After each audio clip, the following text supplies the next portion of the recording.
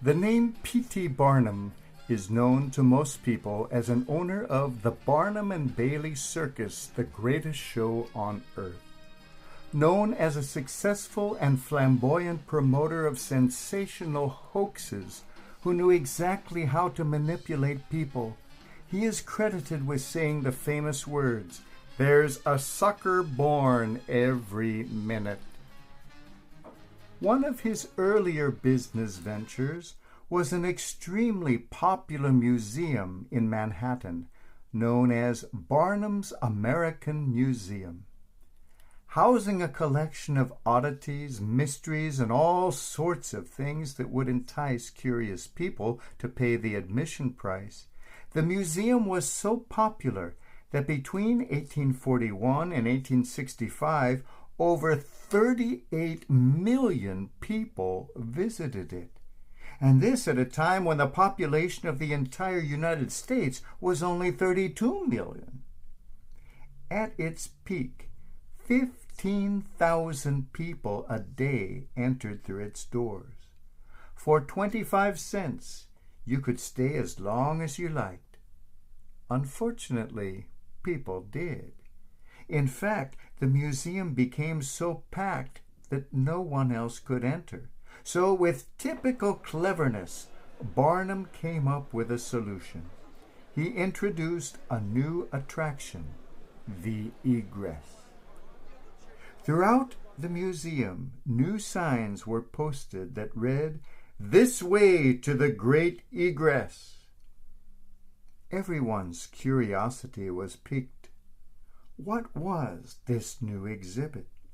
What could this famous egress be? Was it an exotic bird from a faraway land? An ancient mummy, perhaps? Could it be a colorfully dressed person from a culture no one had ever heard of?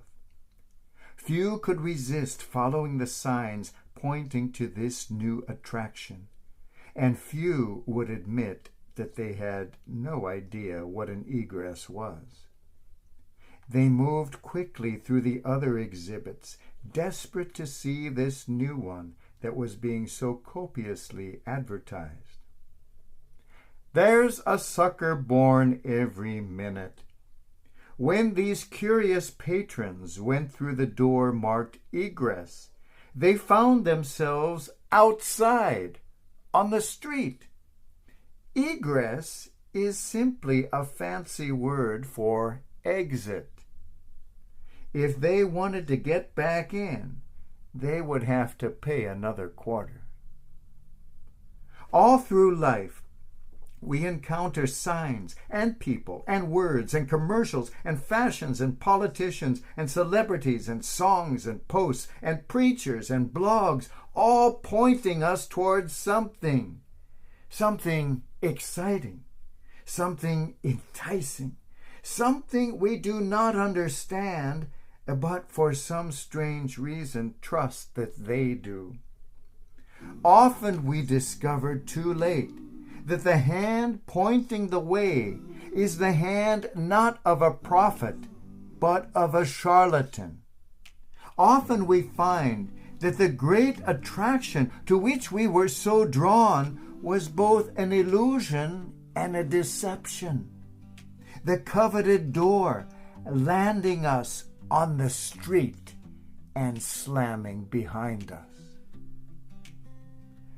There are, however, other hands pointing in other directions.